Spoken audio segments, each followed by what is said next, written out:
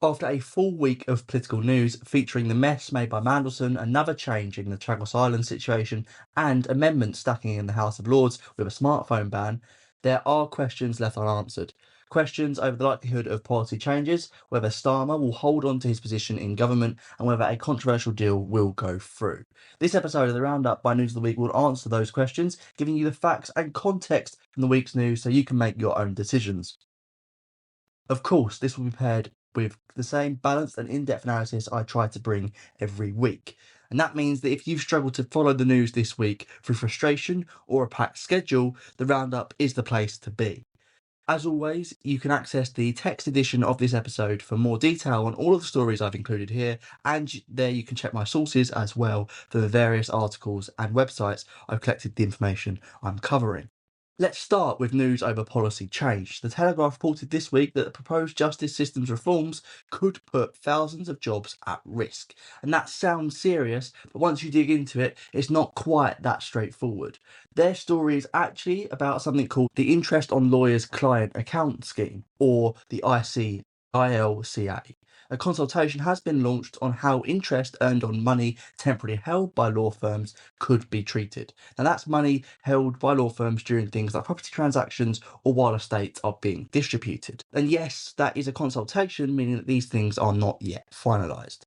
Under the proposal, currently, some of the interest would be taken by the government rather than remaining with the law firms. And that's where this gets complicated. That money is already being regulated. In some cases, some or all of the interest it holds goes back to the client, and that's dependent on thresholds and various circumstances. Now, what remains is often used by firms to help fund their operations. It's treated as income. That's one sticking point.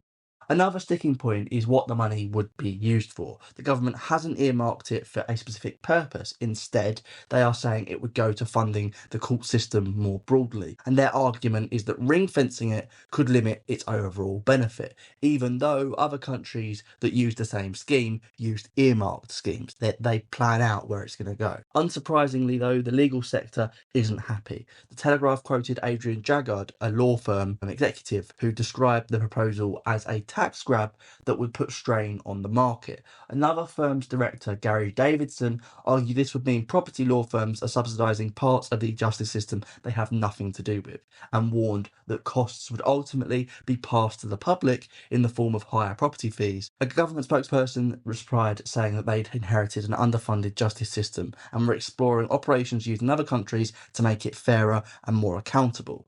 So since this is a consultation, the exact structure, scale and impact of the scheme could all change.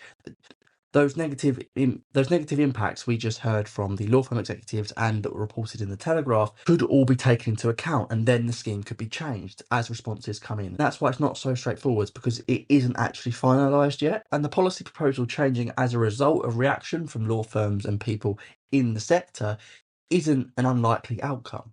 As recently as November, a consultation of businesses led to the government changing their policy on their employment rights bill, and that was a major policy for them. It still happened there. It could very well happen with this. Now, that's why it's a little more complicated than the headline seemed. It's just a consultation at this point, and it is subject to change. We've just heard an initial proposal and an early reaction of it. Now, staying with policy change, the House of Lords noted that the House of Lords was busy again this week, this time voting to ban smartphones during school hours. This comes via an amendment to the schools bill, following an earlier amendment proposing a full-on social media ban for under 16s. Now, this smartphone ban would make exceptions for sixth formers, medical devices and boarding schools, with the argument behind the ban coming from Conservative peer Baroness Barron. And that sounds funny, that's actually her name. Her argument was that smartphones are a specific problem aside from social media, and that legislation would give schools clarity as well as consistency. There is apparently currently an issue where there is different policy in different schools. Now, that point matters because head teachers have been under pressure from parents when trying to enforce phone bans under existing guidance. That's because guidance isn't as strong as a legal compulsion to ban phones. Now, in response, the Education Secretary, Bridget Phillipson, she said she made that clear to a letter to school leaders last week. So will this amendment actually happen? Is it likely to go through? As ever with Lord's amendments, it depends on what the government does next, because the Commons ultimately has the upper hand here when we're dealing with the House of Lords. And that's just because of the politics of politics. There is an imbalance of power. The amendment, though, is less severe than a full-on social media ban. It has less wide-ranging implications, and that means it could be plausibly framed as a practical improvement on a situation which isn't too costly in terms of the potential benefits or reasons kids would still want to have smartphones. It won't upset as many people or as many industries as a full-on social media ban could, so it could be preferable to those in Parliament. At the same time, though, the government appears politically weakened at the moment, and it has so far said it wants to look at a full-on social media ban. And parliamentary confidence really does matter for things like this. Parliament runs on confidence. Think of it as a currency which pays for decisions that are made. Like a currency, it is affected by pressures, which are recently events like Mandelson's role in the government, and without it, the government isn't able to command support. It may have to go with Parliament on this ban, is what I'm saying. So while nothing is guaranteed yet, this is one of those amendments that could slip through if the government can't hold their line on the social media ban. But we're not sure yet. It's also worth noting that they haven't actually clarified their policy on an in-schools ban. It seems like it's currently their position that guidance is enough. Also this week though, the government announced its Pride in Place programme, investing £800 million into 284 local neighbourhoods. The timing of this is notable, coming in the wake of the Mandelson situation, but its impact isn't clear yet, so we'll probably cover it more later on. And now shifting focus slightly to foreign policy, it was dominated this week by a familiar but unresolved issue, the Chagos Islands deal. The deal, which had faded from the headlines, returned suddenly a few weeks ago after US President Donald Trump described it as an act of great stupidity by the UK government. That raised immediate concerns within the cabinet as Trump withdrawing its support could threaten the already controversial deal. This week, however, a phone call between Keir Starmer and Donald Trump appeared to ease those concerns. It was reported that the deal could be tweaked to secure the long-term future of the base, and both the leaders agreed to keep working on the issue together. That's a positive signal for the government, but it doesn't yet settle the matter. And Trump himself has publicly been silent on this since, and he's reportedly facing pressure from allies, which is something the Telegraph covered specifically. They highlighted the comments from US Senator John Kennedy, who said he hadn't heard a convincing case for handing over the islands and warned the deal could make the base's operations nearly impossible. Similar skepticism has reportedly come from figures like Marco Rubio, the Secretary of State, who is influential within Trump's circle. But what's striking is that the precise nature of their concern isn't entirely clear. Neither is the extent they can sway the president. The UK government seems to maintain that the deal doesn't impair their base, and it also seems confident that it has Trump's support. So this isn't as simple as a case of Trump supports it, therefore it happens. There is some uncertainty still left. And while the deal looks more likely than it did 2 weeks ago, that's all we can say, because it's still far from certain. Unquestionably, the biggest political story this week is the ongoing situation involving Peter Mandelson and what it means for both him and the government. Mandelson resigned from the House of Lords on Tuesday, with the Prime Minister saying he'd let the country down. Later in the week, the Metropolitan Police launched a formal investigation into him over emails sent to Jeffrey Epstein, following the release of US Justice Department documents. The investigation in the UK concerns the offence of misconduct in a public office, which relates to serious, willful abuse of power, and crucially, there is no maximum sentence if he is charged. The email reportedly shows Mandelson sharing confidential details about internal policy documents on bankers' bonuses, information that was due to be made public the following day. Police have searched properties linked to Mandelson in Wiltshire and Camden, but it's not clear what evidence they have or what they may find. If the charges are brought, though, it definitely would be serious. Politically, the focus has shifted to Keir Starmer and his handling of the situation, and whether he still commands the confidence of his Labour MPs.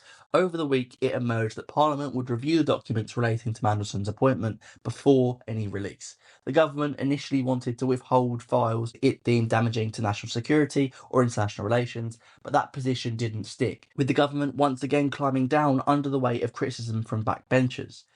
The Labour MPs were uneasy about the appearance of a cover-up, particularly given the government had supported Mandelson's appointment in the first place. There are massive questions over Keir Starmer's judgment in his appointment of Mandelson at the moment. Eventually, though, the government climbed down, with responsibility for deciding what gets released now sitting with the Intelligence and Security Committee, taking that power away from ministers. And that matters because the power has been transferred to Parliament in a select committee, which is a cross-party group of MPs that scrutinise government activity. It represents the government being constrained and limited by Parliament. Speculation has been fuelled by figures like Angela Rayner, who reportedly helped broker the compromise, and by Starmer himself, who admitted in Prime Minister's questions he knew about an ongoing relationship between Mandelson and Epstein. Downing Street later clarified his statements, but the fires were already lit and the rumour mill was already spinning. Starmer has since said his government is focused on child poverty, inflation and interest rates. He reaffirmed his intent to keep working and to change the country for the better, while acknowledging the anger of his MPs. And so far in the wake of this bet, there have been no resignations, sackings or defections, which suggests the Prime Minister isn't about to fall. But Labour leadership challenges work differently to the Conservatives. A challenger has to actively gather support. And while that hasn't happened yet, there is clear briefing and speculation that it's happening in the background. Some MPs have spoken about trust being finite. Others have described a dark atmosphere in Parliament, and one compared the situation to Chris Pincher on steroids. And that's serious because if you remember, Chris Pincher's sex scandals brought down Boris Johnson in the end. So while Starmer remains currently in post, it's not misleading to say this has brought the government closer to the edge, and whether it tips depends on what happens next. But quickly looking at local councils, and specifically Kent County Council or KCC, The Independent reported that this week that the head of Reform UK's cost-cutting programme there had resigned. The controversy followed comments suggesting that no new cuts had actually been made and that the frontline services hadn't been reduced beyond their existing plans. Both the council and Reform UK said the coverage was selective, and while that doesn't look great, it's unlikely to fundamentally undermine Reform's programme because of how the comments were covered. If you do want to see more detail of Reform's alleged efficiency cuts, I did a short on it, which you can find on News of the Week's social media.